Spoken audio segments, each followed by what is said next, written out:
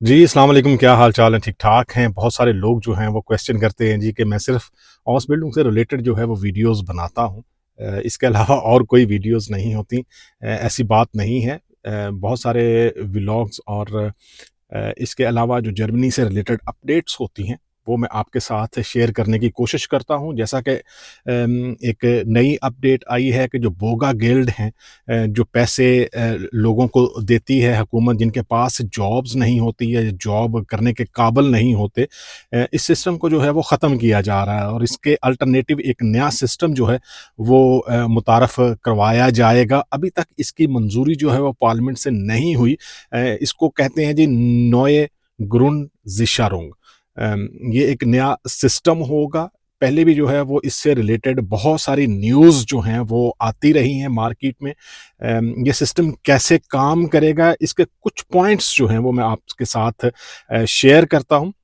सबसे पहले जो लोग जॉब पे नहीं हैं, जिनके पास जॉब नहीं है, उनको जो आर्बाइटलोज़ेनगेल्ड हैं, वो मिलते हैं। जो उनका बेनिफिट्स होते हैं जब काम नहीं करते, तो चूँकि उन्होंने अपनी इंश्योरेंस, अपना जो रेंट है रूम का और खाने-पीने के लिए जो पैसे हैं वो पे करने होते हैं, तो तब उनको जो है वो गवर्नमेंट पैसे देती है। इसके लिए भी डिफरेंट रूल्स हैं। आपने 1 साल तक जो है वो अपनी पेंशन ज़रूर जमा करवाई हो, कहीं पे 6 मंथ भी है। लेकिन आप अगर अपने आप को इंश्योर्ड करना चाहते हैं तो 1 साल तक पेंशन जो है वो ज़रूर जमा करवाई हो, तब जाके आप ये जो आर्बाइटलोज़ेनगेल्ड हैं वो ले सकते हैं। इसमें जो है वो डिफरेंट होता है जी कि कितने आपने पैसे जमा करवाए हैं या कितनी बड़ी फैमिली है, तब उस हिसाब से जो है वो जो जॉब सेंटर है वो सारा कैलकुलेट करके आपको पैसे जो है वो देता है। अब गवर्नमेंट चाहती क्या है जी, क्योंकि बहुत सारे लोग जो हैं वो काम पे नहीं जाते और जब उनकी ये पोजीशन आती है कि वो ये बेनिफिट जो हैं वो ले सकते हैं, तो वो ब्लैक में काम करते हैं और गवर्नमेंट से भी पैसे लेते हैं। ये एक्चुअली में एक रियलिटी है। जो हमारे लोग किसी दूसरे कंट्री से आए हैं, वो ऐसा करते हैं। इस तरह जो है वो उनको टैक्स नहीं पे करना पड़ता। ब्लैक में जो भी पैसे होते हैं वो कम भी मिलें तो उनको बाई हैंड बारगेल्ड या कैश में जो है वो पेमेंट होती है और इस तरह वो ज़्यादा पैसे जो है वो कमाते हैं, ज़्यादा पैसे जो हैं वो बचाते हैं, क्योंकि गवर्नमेंट ऑलरेडी उनके घर का रेंट और खाने-पीने के पैसे और जो भी उनकी इंश्योरेंस होती है, वो पे करती है। अब गवर्नमेंट इसमें ये करने जा रही है कि जो बंदे जिनको जॉब सेंटर बार-बार जो है वो जॉब के लिए नई ऑफ़र्स जो है वो देता है, लेटर्स भेजता है कि आप इस कंपनी में जाएँ, वहाँ पे बंदों की ज़रूरत है। आपको ये काम करना चाहिए। अगर आपकी फ़ील्ड से रिलेटेड या प्रोफ़ेशन से रिलेटेड जॉब नहीं है, तो आप कोई दूसरा कोर्स जो है वो कर सकते हैं। लेकिन लोग क्या करते हैं जी कि वो अमूमन ना तो जॉब सेंटर को कोई जवाब देते हैं और ना ही उस कंपनी में जाते हैं। अब ये सिस्टम लाया जा रहा है कि जो लोग इस तरह जो है वो करते हैं कि 3 मंथ तक जो है वो किसी कंपनी में जाके इंटरव्यू नहीं देते या वो नई जॉब तलाश नहीं करते या कोई नया कोर्स नहीं करना चाहते, तो उनके पैसे जो हैं वो कम कर दिए जाएँ। ये परसेंटेज कितनी कम होगी, इससे रिलेटेड अभी लॉ जो है वो पास नहीं हुआ। लेकिन उम्मीद की जा रही है कि जनवरी में जो है ये लॉ पास हो जाएगा और उसके बाद जो लोग गवर्नमेंट से ऐसे पैसे लेते हैं, उनके लिए जो है वो यकीनन एक मुश्किल सूरत हाल हो सकती है। दूसरा जो हमारा पार्ट इस वीडियो से रिलेटेड है वो है एक सब्सक्राइबर का क्वेश्चन कि ओस बिल्डिंग के लिए कौन-कौन से डॉक्यूमेंट्स जो हैं वो एक्चुअली कहाँ से वेरिफाइड होने हैं और कौन-कौन से डॉक्यूमेंट्स चाहिए। सबसे पहले तो ओस बिल्डिंग के लिए जब भी जो है वो आप अपॉइंटमेंट के लिए डॉक्यूमेंट्स जो है वो सबमिट करेंगे, आपके पास उस वक़्त ओस बिल्डिंग कॉन्ट्रैक्ट जो है वो होना चाहिए।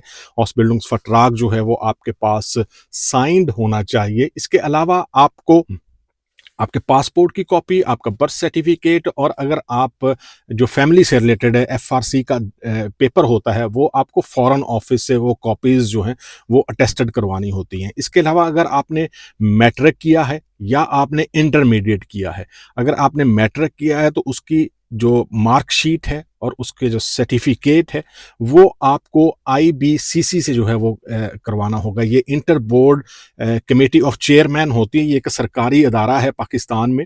इंडिया का मुझे नहीं आइडिया कि वहाँ पे जो है वो इस तरह का कोई अदारा है या नहीं है, लेकिन वहाँ पे जो है वो आपको ये टेस्टेड करवानी होती हैं। अगर आपने मैट्रिक किया उसका सर्टिफिकेट और इसके अलावा जो मार्कशीट होती है वो आपने टेस्टेड करवानी है वहाँ पे। अगर आपने इंटरमीडिएट किया है तो उसकी मार्कशीट और इंटरमीडिएट का सर्टिफिकेट जो है वो आपने वहाँ से टेस्टेड करवाना है। इसके अलावा आपको आपका पासपोर्ट जो है वो वैलिड होना चाहिए, आपकी सीवी, आपका मोटिवेशन लेटर, ये चीज़ें जो हैं वो अप टू डेट होने चाहिए। ये टेस्टेड करवाने की ज़रूरत नहीं होती और ना ही जो कॉन्ट्रैक्ट है हाउस बिल्डिंग का वो टेस्टेड करवाने की ज़रूरत होती है और ना ही ट्रांसलेट करवाने की होती है। यहाँ पे ये पॉइंट है कि अगर आप का फॉर एग्जांपल आपका बर्थ सर्टिफिकेट जो है वो चूँकि आजकल इंग्लिश और उर्दू दोनों में मिलता है, तो आपको उसको ट्रांसलेट करवाने की ज़रूरत नहीं होती। बहुत सारे लोग जो हैं वो इस कन्फ्यूजन में होते हैं कि शायद जो है वो इसको ट्रांसलेट करवाना है, वो ट्रांसलेशन जो है वो टेस्टेड होनी चाहिए और फिर जो है वो डॉक्यूमेंट्स के साथ लगनी चाहिए। ऐसा कोई सिनेरियो नहीं है। आपको बिल्कुल जो है वो अगर आपका बर्थ सर्टिफिकेट जो इंडिया से लोग हैं, अगर उनका बर्थ सर्टिफिकेट भी इंग्लिश में है, तो उनको ट्रांसलेट करवाने की ज़रूरत नहीं है। यहाँ पे इंग्लिश और जर्मन 2 लैंग्वेज जो हैं वो एक्सेप्टेड हैं। कोई जो है वो इश्यू नहीं होता। मेरा खुद का जो है वो बर्थ सर्टिफिकेट इंग्लिश में और उर्दू में है, तो मुझे कोई भी जो है वो नेशनैलिटी के लिए जब मैंने जमा करवाया तो वहाँ पे कोई भी ट्रांसलेशन करवाने की ज़रूरत नहीं थी और ना ही मैंने करवाई। ये चीज़ें जो हैं वो आपके पास टेस्टेड होनी चाहिए, फिर जो है वो आप अपॉइंटमेंट के लिए जो है वो डॉक्यूमेंट सबमिट कर सकते हैं। और ये चीज़ें जो हैं वो आपको ज़रूर पहले से जो है वो टेस्टेड करवानी चाहिए, क्योंकि डोंट नो कि कितना टाइम जो है वो इसमें लगेगा और ये ना हो कि जब अपॉइंटमेंट लेने की बारी आई और आपके पास ये चीज़ें जो हैं वो टेस्टेड ना हो और फिर आपके लिए ये एक इशू बन जाए कि आपको चूँकि हमारे यहाँ ये सिस्टम है कि एजेंट्स जो हैं वो ज़्यादा पैसे लेके चीज़ों को जो है वो ज़्यादा जल्दी कर देते हैं, तो फिर आपको जो है वो पे करना पड़ेगा और डेफ़िनेटली जो है वो पैसे देना और चीज़ें अगर नॉर्मल तरीके से हो रही हों, तो बाद में जो है वो पैसे दे के करवाना एक मुश्किल मरहला होता है। आप लोगों को अभी से इससे मतलब जो है वो सोचना चाहिए। इसके अलावा सोशल मीडिया पे बहुत सारी पोस्ट जो है वो मैं देखता हूँ कि जर्मनी ने पाकिस्तानी हुनरमंदों के लिए या हुनरमंदों के लिए जो है वो किसी भी कंट्री से नया सिस्टम लॉन्च कर दिया है, जिसके बाद जो है वो हर बंदा जो है वो अप्लाई कर सकता है, यहाँ पे आ सकता है। ये एक्चुअली में जो है वो जॉब सीकर वीज़ा या चांसन कार्ड वीज़ा है। इसमें जो चेंजिंग्स हैं वो 2024 में ही आ चुकी हैं कि अगर आपके पास कोई डिप्लोमा भी है, 3 साल का डिप्लोमा है और इसके साथ आपका एक्सपीरियंस है उस फील्ड में, तो तब भी जो है वो आप चांसन कार्टे या जॉब सीकर वीज़ा के लिए जो है वो अप्लाई कर सकते हैं। लेकिन इसमें प्रॉब्लम ये है कि मोस्टली एक तो जो लोग अप्लाई करते हैं चांसन कार्टे के लिए, उनके पास ब्लॉक अकाउंट होना चाहिए। मिनिमम जो है वो 7,000 यूरो जो है वो ब्लॉक अकाउंट की अमाउंट जो है वो होनी चाहिए, तब जो है वो आप इस वीज़ा पे यहाँ पे आ सकते हैं।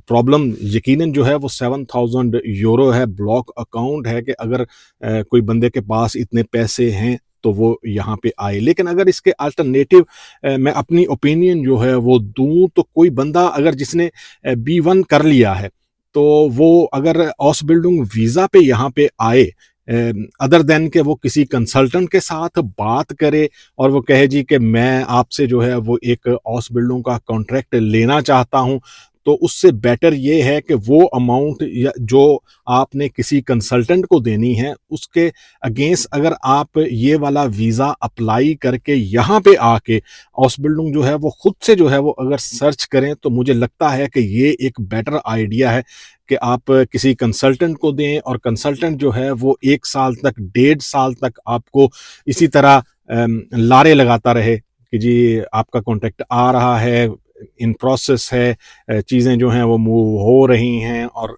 आप जो है वो एक तो कन्फ्यूजन, स्ट्रेस और डिप्रेशन में जो है वो जा सकते हैं। मुझे लगता है कि ये एक अपॉर्चुनिटी, अगर इसको इस तरह से देखा जाए कि आपके पास लैंग्वेज सर्टिफिकेट है, आपके पास अमाउंट है, जो आप कंसल्टेंट को देना चाहते हैं, अगर वो आप अपने ब्लॉक अकाउंट में रखेंगे, तो वो पैसे भी आपके पास रहेंगे और आप यहाँ पे आके खुद से जो है वो अगर सर्च करें और किसी अच्छी फील्ड में जो है वो आपको ऑसबिल्डिंग मिल जाए, तो ये मुझे लगता है कि अच्छी एक आइडिया अच्छा है, एक अच्छी ऑप्शन जो है वो हो सकती है। लेकिन ये जो हुनरमंदों के लिए जर्मनी में ने अभी जो है वो वीज़े ओपन किए, जैसा कि सोशल मीडिया पे पोस्ट आपको नज़र आती होंगी, ऐसा ऐसा ऐसा कुछ नहीं है, 2024 से है। और आप जॉब सीकर वीज़ा, ऑसबिल्डिंग सर्च वीज़ा या आप चांसन कार्टे वीज़ा, बहुत सारी वीज़ा कैटेगरीज़ हैं जिन पे जो है वो आप आ सकते हैं। इवन आप लैंग्वेज वीज़ा पे जो है वो यहाँ पे आ सकते हैं, लेकिन उसके लिए ब्लॉक अकाउंट चाहिए, ब्लॉक अमाउंट चाहिए। तो ये अगर आपके पास है तो आपको, मुझे लगता है कि इस तरह सोचना चाहिए। मिलेंगे किसी दूसरी वीडियो में, दुआओं में याद रखें। अल्लाह हाफ़िज़।